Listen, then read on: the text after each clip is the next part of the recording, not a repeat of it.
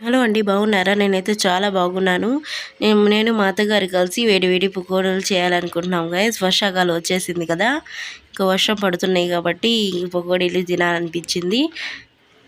వారైతే పిండిని కలిపేస్తున్నారు గైస్, వేడి వేడి పకోడీలు తినాలని. ఉల్లిపాయలు ఆల్రెడీ కట్ చేసి పెట్టుకున్నాం గైస్. ఆయిల్ అయితే వేడి చేయాలి. స్టవ్ ఫుల్లో పెట్టి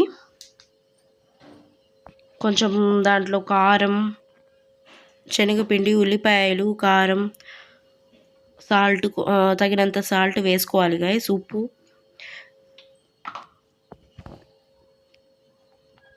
ఇక్కడ కొంచెం వంట సోడాని కూడా యాడ్ చేయాలి గైస్, పకోడీలు చాలా సాఫ్ట్గా రావడానికి.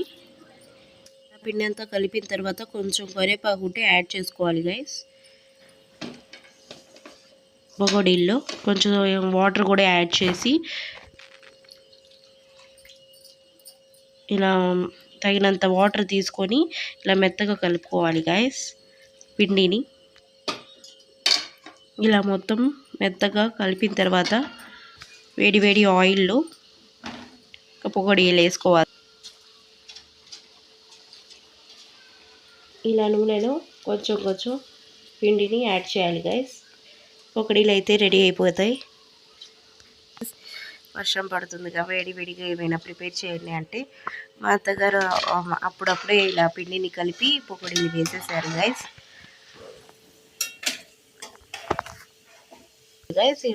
ఇవి అయితే రెడీ అయిపోయాయి.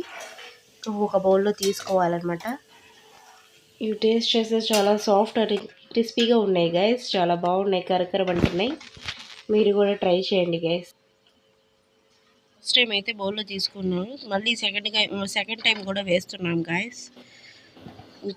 ఇంకొన్ని కావాలంటే ఈరోజు మేము పకోడీలు ఎలా చేయాలో చూసాము కదా. మరెన్నో అప్డేట్స్ కోసం మీరు నా ఛానల్ని లైక్ చేయండి, షేర్ చేయండి అండ్ కామెంట్ చేయండి guys. Thank you for watching.